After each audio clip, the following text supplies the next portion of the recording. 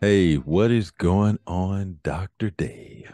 Dr. Joe, is that you? How you doing? I know it's kind of hard to see through the screen. I mean, I'm so many miles away, and so, yeah, trying to zone in on me. I know that's kind of difficult. All right, so thank you all, our audience, for tuning in to another episode of the Journeys of Not So Ordinary People podcast. We appreciate you. If you've been following us for a while, thank you. Or if this is your very first time, welcome. And hopefully you will enjoy this episode. So, like in normal fashion, after we do our quick pleasantries, we jump right into our topic so as not to keep you too long.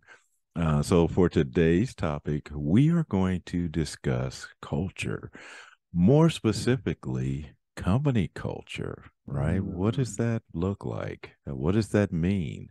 How do we relate to that? And so, like we normally do, I'm going to go ahead and drop that off to Dave, see if he can catch it, pick it up, get going, maybe run a few yards, and then pass it back to me. All right. So, Oh, Dave, company thank you, Dr. culture. Joe. Company culture. Wow, we talk about a lot. We talk about this quite a bit offline. So, it's one of those topics where we decide we're gonna jump into the deep end a little bit, but we've got our floaties on, so we're not going to sink too far. Um, yeah, company culture. This is, there are a lot of topics that can be pretty sensitive, especially with the way things have been the last few years. And I think company culture is one of them that kind of walks that gray line where I think we can discuss it with a positive perspective. So company culture, we've most of us have experienced either poor company culture, neutral company culture, or positive company culture. And then, when we think about that, we have to also think about how is that affecting us professionally and personally. So, Right. good company cultures and positive company cultures, those are awesome. You can have a lot of fun with them, and you tend to get a lot of support from your team and from your leadership and your management. I guess just a generic company culture, pros and cons to everything, some good days, some not so good days. And then poor company culture. Unfortunately, we've been hearing way too much of this in the media the last few years. And, it's just one of those things where we have to, take it in stride, and we'll get into that a little bit later. What can we do about that type of situation? So let's think about the positive side of things. So positive company culture. Um, yeah, that's pretty cool. I've been in some teams where it's been just great fun. And I mean people are having fun with a positive and good company culture. All kinds of really cool and great things can happen. Even if it's just clicking send on an email, that can make you feel good sometimes. So Right. um, what does it take to have a positive company culture? I often ask myself that sometimes, and I think about it, and it's like, and Joe and I talk about it quite a bit. What does a positive company culture look like? And I think it just depends on what you're doing. I mean, it can, you might have a mundane job, but if you've got a great company culture, it can make it a lot more palatable, a lot more enjoyable. I remember being in the military. Um, there was a few times where I had some positive company culture, and uh and some of that was in some duties that weren't necessarily directly related to my position, and but it made for some fun and interesting times. My first base, I got to buff a lot of floors as military police. I don't know how the two relate, but career Right. wise, but the buffing the floors, I think that was kind of interesting because that allowed me to actually take a break from some of the daily stressors with my normal, first responder type position. And it was kind of fun. Sometimes you could play around a little bit. Not we weren't breaking any rules, Joe. We weren't breaking any rules. We weren't riding the buffers and Right. having Right. buffer races or anything like that. But yeah, I mean, I don't really call them that way. So, but when you do things that are maybe outside the norm in your company culture, but still related to that, things that need to get done, it can have a positive impact, I think, because it allows you to take a break away from things and just clear your mind a little bit and then jump back into the game. And I know that doesn't sound like company culture, but we have to think about the layers. Let's peel it back. Why would we need a break? Well, maybe our supervisor or leadership says, hey, you've earned it. Or maybe we've had a lot going on and we just need to relax and reset. That is a good thing when your leadership and your management can help you to reset a little bit and is observant enough to say, hey, Dave or Joe, you're doing a good job, or let's take a break. How are things going? Just even the pleasantries. That is a good thing. I mean, everyone wants to be respected and be acknowledged. I recall some company cultures. There was a company I worked at. It was kind of a neutral culture. Um, and sometimes people would acknowledge you, and sometimes they wouldn't when you're passing each other in the hallway. And that's I don't think that necessarily reflects upon us as individuals directly. Like, hey, oh, okay, no, maybe it's just that person had a lot on their mind, like we do sometimes, and that's normal. So when we talk about positive company culture, leadership plays a part of it, but it's also getting into the diversity of thought that comes into it, because there's a lot of different positions that make up a company, and those Right. positions bring their own cultures. Some departments are a little bit more quiet, let's say, and others are Right. a little bit Right. more loud, let's say. It just depends. I mean, and that's not to stereotype a department. That's not to say, well, you work in this department, it's that kind of company culture. That's not it. It's the individuals that make up that team. But there are certain positions where you're engaged with more people, such as sales and marketing. Those are more people oriented positions. And then other positions that may be less people oriented, maybe analytics or something like that, where it's more of an individual contributor type thing versus a very social thing. An events coordinator is going to be engaged with a lot of individuals. Right. Someone who Right. is counting beans and looking at numbers and data a lot, maybe not so much. So a lot of factors go into trying to understand what a company culture is. And I think the biggest, most important piece is us ourselves as individuals. What are we doing to positively impact that culture, to propagate those things, to influence it? And that's really what we can do. All we can do sometimes is be that influence. So Dave, this topic is over the years, being in different organizations, being part of different company cultures, it's really opened my eyes to some of the complexities in Yeah. within company cultures. I mean, you kind of mentioned it. Certain departments within a culture do this or don't do this, but what's just been really eye opening to me is how powerful these company cultures can be. Oh yeah, absolutely. I mean, just think about some of the organizations I worked for. They were in existence for over 100 years, and so Very with embedded culture. yeah, very, and so you as an outsider coming into this culture or this organization with your ideology or your thoughts of the way it should be can be challenging. It I mean, can. it could be a rude awakening to the reality within that culture.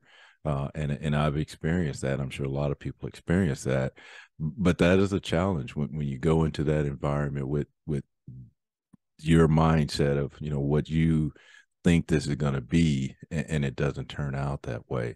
And so that's been my challenge, and again, I know there's been other people's challenges as they go in with this perception from the outside looking in on what that company culture is, later to find out that it was not that, and then the power within that company Mm, culture that you either, in some cases, you go along with it, or you could get crushed or just mm, pushed aside, because you don't want to adhere or conform to whatever's yeah. happening in that culture.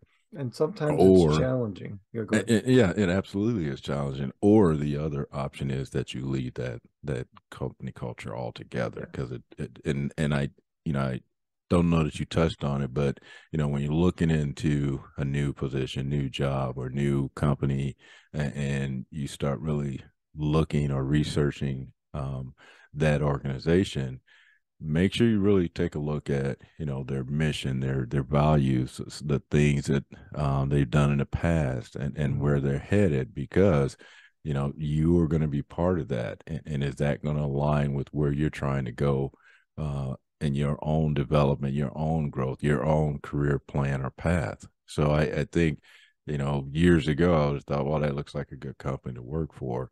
And only to later learn that once you get there, it's Mm-hmm. not quite what you thought it was. So Yeah. again, you have some options, and that becomes the challenge whether you stay um, and change, or continue to rub against the grain and try and make changes, and try and bring in those things that you think might help or benefit, or that other option is to just say, I don't know that I have the bandwidth to Mm-hmm. try and assist this organization, because this organization has been in existence over 100 years. I've just been in the works, space for 20 years, and am I going to have enough time to try and attempt to change? Am I going to be, Or or are even there going to be people adapt, that are or going yeah, to be my allies to yeah. assist me with that? So when I think of company culture, like I say, it's, in the past I would have viewed it differently, but now, Mm-hmm. having worked for multiple organizations, the military, all that embedded culture is, depending on where you're trying to go, it may not align. Yeah, So and you've said several important things, and one of them, one of the things that you had mentioned was along the lines of perception. And again, a lot right, of these topics that as we've mentioned many times in the past in our previous episodes, we can't talk about one thing without bringing in other pieces because it really is a right, very intricate and delicate web and a balancing act, if you will. So when we talk about some of the challenges and maybe having to reconsider or really take that self-evaluation on our own values and morals and ethics. Company culture doesn't have to be necessarily one of those really negative extremes. It could be a couple of the companies I've worked for, they're just very, very into doing company events. And it might just be at the team level. And I'm not saying going to Disneyland or anything like that, but right, like right, celebrating birthdays. And me being introverted, I'm not all about being in the public eye and celebrating my birthday and talking about my family at work and all that stuff. And so that type of culture can be challenging to me sometimes. right, I've learned to adapt and find kind of a safe middle ground, if you will, that I feel comfortable sharing and engaging. But some folks, that can be an absolute turnoff. And we have to understand that because along the lines of recognition, some people don't want to be publicly recognized, and others, that's all they want is to be publicly recognized. And some folks, they just don't know what they want. right, So, it just depends. And we all have our comfort zones. And maybe that comfort zone is at work and maybe it's not, or maybe it's only to a certain level. And that's what we need to understand and respect with each other, and that perception, to your point, I know it's a little bit of a bounce around about joining a company culture, and then maybe it's not all it's been touted it is, or maybe it's better than what it was because they've kind of downplayed it a little bit, that under promise over deliver versus over promise under deliver type thing. So right, um doing your research like you had mentioned is absolutely paramount today because there's so many social activities that are going on and social initiatives that companies have taken on the last 5 years, and some of them are doing really well and some of them are not, and some of them are just a very, very thin veneer, and that can be challenging because that veneer can look like something great until you get there, or conversely you could miss an opportunity because maybe they're not pushing a lot out there, so that veneer might look a little standoffish, but then you talk to other people that are working in that company and they're like, there's no place else that they'd rather be. right, So right, there's a lot of subjectiveness in some cases to what that company culture is and how it fits with our values. That being said, to your point, a company that's been established, whether it's been 3 years or 100 years, can have a very, very firm way about their company culture, positive, right. negative, or Yep, indifferent. And then it's up to us, as you had mentioned, what are we going to do about it? Do we stick around? Do we stick through it? Do we develop ourselves? Do we mold ourselves? Do we seek someone out to help mold us into that culture? Or is it just something we don't want to put forth the energy to? Because maybe it's so far out of alignment, and it's not because it's a bad alignment, because it's a negative environment. It just could be because they have a different set of values on how to get to point A to point B. And it might be a positive way. We just feel very strongly about getting to point A to point B, from point A to point B in a somewhat different direction, we'll say. And I know that's kind of Right. vague and ambiguous, but that is deliberate because there is a lot of subjectivity there. And there's a lot of sensitivity when we talk about this because, there's socioeconomic, there's ethnogeo, that's ethnographic, geographic for our listeners who aren't familiar with the terminology. Um, there could be political, it could be religious, it could be goal oriented, it could be mission or vision driven. There could be there's so many different complexities to a company culture. It's not just one person that's doing it or that's leading it. It's many people that have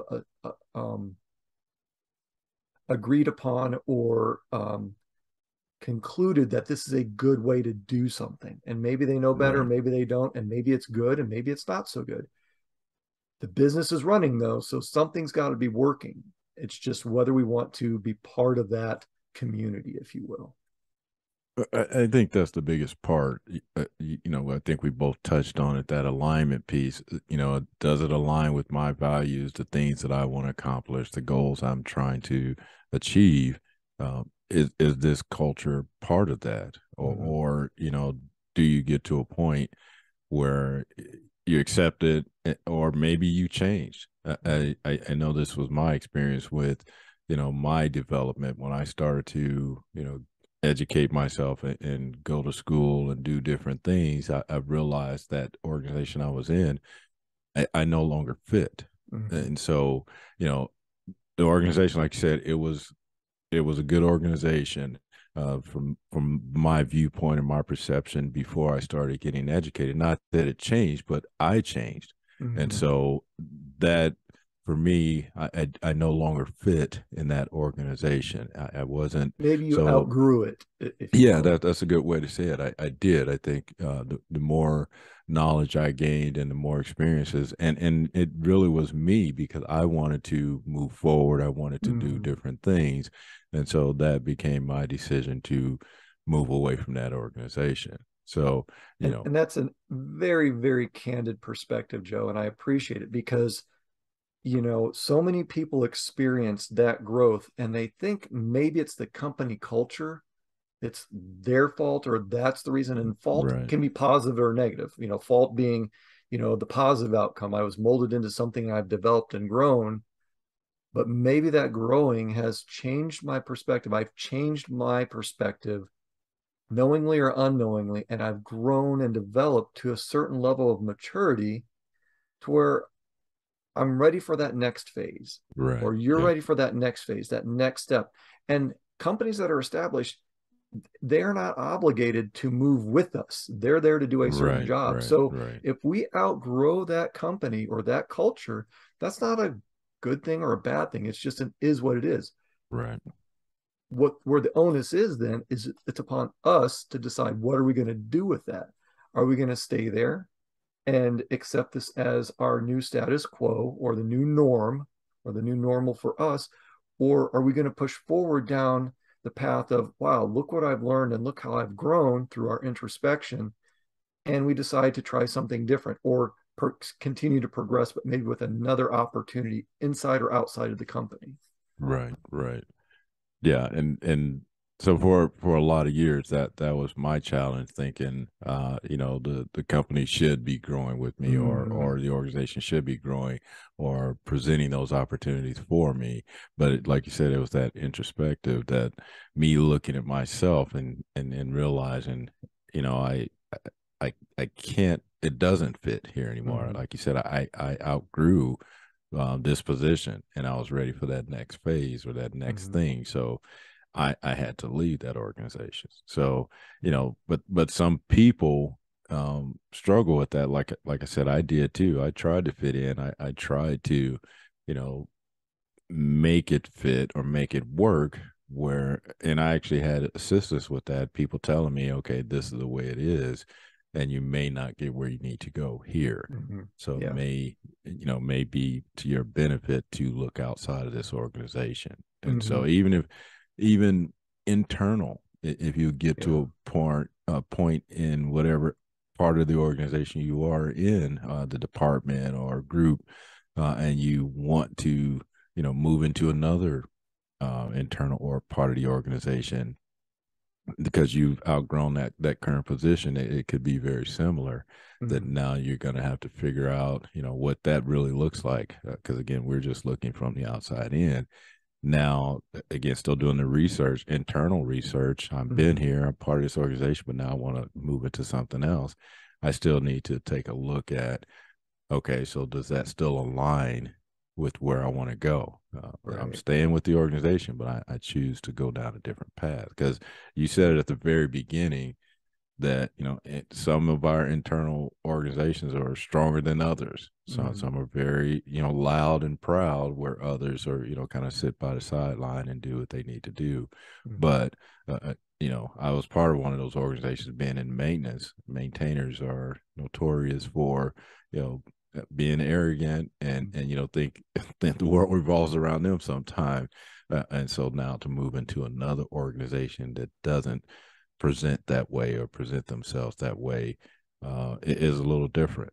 So you Yeah. have to know that going into that new environment, even internal, that Yeah. that's not the way they do things. So Yeah, and you brought up some things that have sparked some thoughts in my mind, and that is when we start thinking about our critical self-reflection and introspective views, we have to be honest with ourselves. We've talked about this before, that, right, are we on a growth trajectory? Maybe I need to do it this way for the viewers, a growth trajectory where you're going up. Are you on are you in that point in your career where you're stabilized, and maybe it's just for that particular job? Or are you on, just kind of on that downhill slide, like on the backside of your career, and you just want to take it easy, yeah, have enough to do a great job, but you're not wanting to take on the responsibility of becoming the next owner of the company. So being honest with ourselves is critical. And then the other thing that you made me think about was, to your point that you just made, those sub teams and those subcultures, because the yeah, overall company culture might be absolutely phenomenal, and absolutely enjoyable. Worked for a couple of companies that are like that, and it's like it. I was proud to work for them. I enjoyed working for them. Had a great time. But maybe the team that you're on within that company culture is not the best fit for you. So right, right, maybe you want to move on to another department and learn a new skill set, or maybe there's another similar department that has other opportunities of growth and advancement or stability, or maybe there's a position for you to be able to just kind of ride things for a while. And writing things for a while is not a bad thing. There's several reasons behind that. And a few examples might be, maybe you're stressed, maybe there's a medical condition, maybe you're just absolutely happy and content with what you're doing, and you see the light at the end of the tunnel, and it's not a train, or an right, automobile. It's just, where you're wanting to be. So there's a lot of things to consider when we talk about company culture. It's not just a one item thing. As I mentioned, there's a lot that goes into it. And you did a great job of mentioning, about looking into yourself and saying, hey, is this where I want to be? right, And if it is, that's awesome. How can you make it work better for you? But if it's not, that can be another challenge in and of itself. You know, I mean, you really, really have to look hard then. And sometimes you do not have the opportunity because maybe sometimes someone makes that decision for you. right. Well, you mentioned it, and I know we've talked about this on a lot of our other episodes. Just that idea that like you mentioned it. Somebody may be at the toward the end of their career, or they're happy exactly where they are, and it goes back to what we said many times. That is definitely okay. Yeah. It's again you taking that internal look and saying, Yeah. is this where I want to be? Am I happy where I'm at? That is fine. That's Yeah. absolutely acceptable. Yeah. So I just we often think people that are just staying in place or really happy with where they are, we can't fault them for that, and a lot of No, times no, we no. do. Not A everyone lot of us. wants to be that hard charger, or Right. Yeah. that, A lot of that. times we pass judgment on people Mhm. as not caring or not, intent on moving forward. And that's, again, that's okay.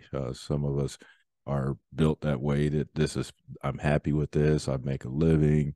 I'm doing something I enjoy, then I'm not going to move forward. But in a lot of cases, we think of them as, oh, they're lazy, or they don't want to Right. challenge themselves, they don't want to push themselves, they Maybe don't they've want already been there and done that. to. And maybe they're Right, just happy to just not it, have all that responsibility. Maybe they're just it goes back to really that good at being an perception expert. piece, Yeah. that in our eyes we think they Hmm. should be doing something different, but in their eyes they're happy. Hmm. They're, that's what they want to do. So I think that's challenging also within a company culture too, that we expect everyone to advance, to move forward, but that's not the case. A lot of Yeah. times people are happy where they are, but Hmm. with some of our And it doesn't cultures. mean that they're not valuable. There is an absolute need Absolutely.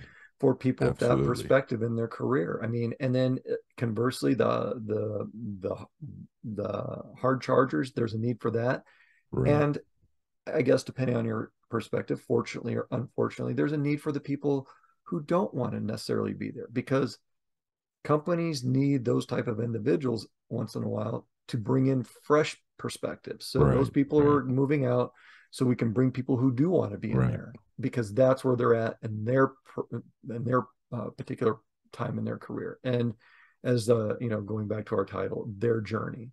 So, and Right. everyone's Right. journey is unique, as similar as they can be, and as same as they can be, they're still absolutely unique to those individuals. Right. Absolutely. Yeah. And even me and you look at organization, our company culture differently. Just depend on where we are in our career, Mm-hmm. where we think we need to go, what our expectations are for ourselves. So yeah, just having that ability to either join the culture or walk Mm-hmm. away from the culture, that still belongs to you, the individual. And Mm-hmm. I think that's the challenge. Many of us going into it, not taking that time to really do that self-reflection or understanding, this Yeah. is where I want to be, or I don't want to be here. But the sooner you make that distinction, the better off you'll probably be, versus trying to fit in where you don't fit in, Mm-hmm. or trying to compensate when you don't need to. So I think that's very important. Yeah. And that So self-awareness piece that you brought up, Joe, is absolutely critical.